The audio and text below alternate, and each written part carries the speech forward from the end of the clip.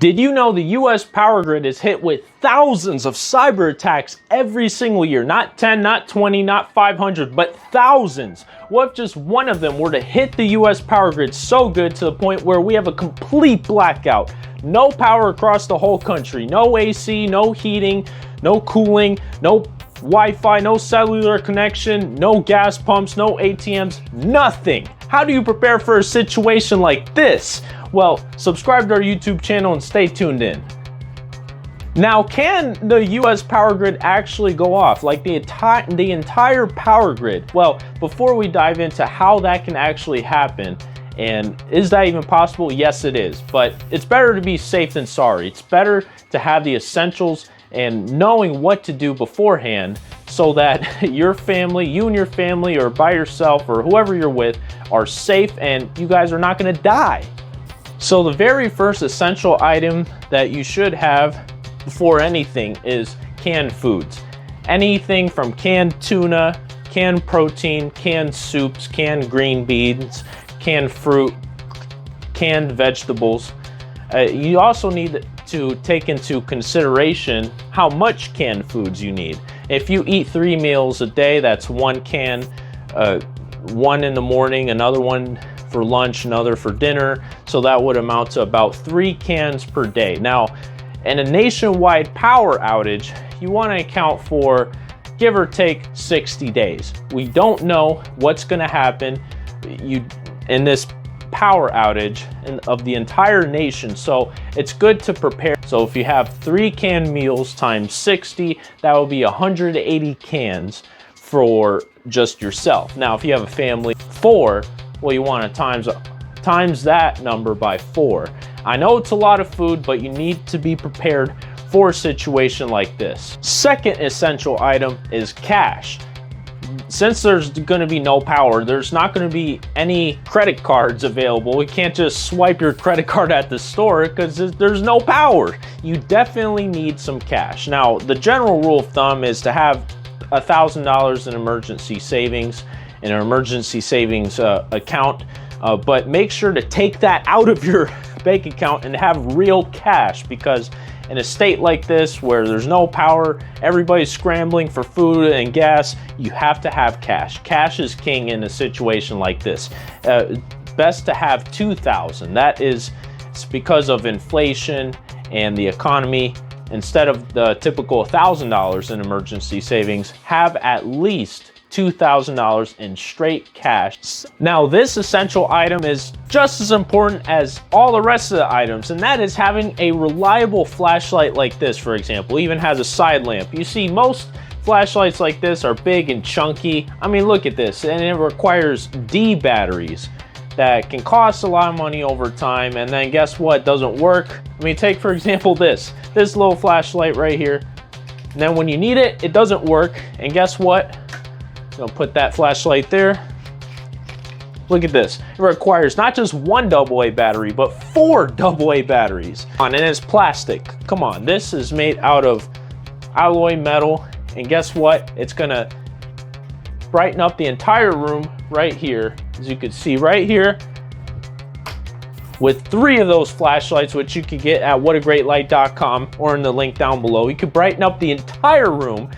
And guess what? It could light up to 900 feet, whether if you're cooking or interrogating somebody in the dark, but especially in this kind of situation.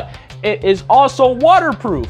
So if you drop in the water accidentally, you can get it right back, and it works all the time. The third essential item is obviously water. Now, this is empty, of course, but the general rule is if you are gonna, let's say, brush your teeth for taking a shower and other purposes, 1 gallon of water per day per person is the best amount. Now, if you have a family of 5, that would mean 5 gallons a day. Now, for our time frame of 60 days for this power outage, you're gonna need at least around 300 gallons. Now, this may seem insane, but you gotta have a storage unit or have some kind of storage. This year alone, 2025, and the year's not even over yet, cyber attacks on US infrastructure increased by over 70%, targeting utilities such as water utilities, power grid systems, transportation systems, and whatnot. Now, fourth essential item is gasoline. You definitely need gas for driving, for electricity if you still want it. Now, this could greatly vary depending if you still have to go to work during a nationwide power outage, or you have family that are far away, or whatever the case is. If you have a backup generator, most generators, medium to big size, take up about 0.75 gallons per hour. So if you want to run, let's say 4 hours a day on 0.75, let's just be conservative and just say a gallon per hour, that would be 4 gallons times 60 days. That would be 240 gallons just for the generator.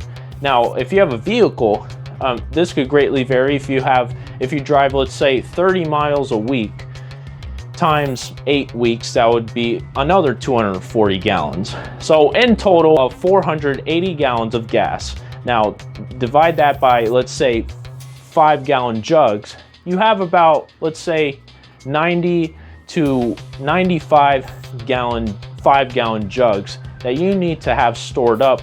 There are also state-sponsored hacking groups, also known as APTs, Advanced Persistent Threats. State-sponsored groups, hackers from different countries around the world, are actively targeting the US power grid because they want to see us in a total collapse.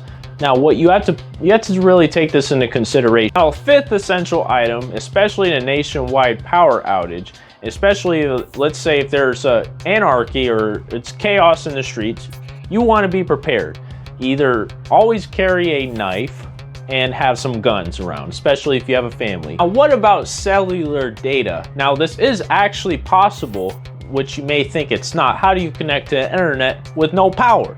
There's something called Starlink.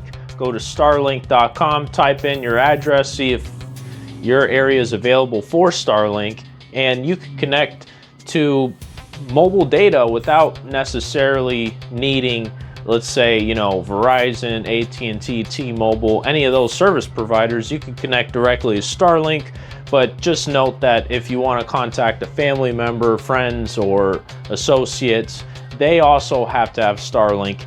A US total power grid collapse is definitely possible, and it's definitely on the way. There are 3 different power grids that, if that makes you feel safer: the Western Interconnection, the Eastern Interconnection, and ERCOT, also known as the Texas Power Grid. However, we do have vulnerabilities. Back in 2019, the Western Interconnection was hacked by hackers, and they were able to bypass the firewalls. Fortunately, they were not able to shut down the entire Western Interconnection. Entertainment. You definitely need this, especially when you got a lot of time on your hands and all the power is out. You need something to do. So, number 1, have some board games. You could play with yourself or your friends or whoever you're with at the time. Have some board games, have Monopoly, have some cards, have some books. Carry a good set of books. Have at least 20 books. And then also, hopefully, Starlink will help you with that kind of entertainment. Back in 2016, 2015, the Ukraine power grid was hacked by Russian hackers. Russian hackers were able to hack through all the firewalls, bypass all that, and shut down their power, leaving hundreds of thousands of people without power. Now, with that said, hopefully you are prepared for when this happens. Not because of fear-based purposes, but so that you can have a peace of mind knowing if something happens, I am well prepared and I can live through this storm.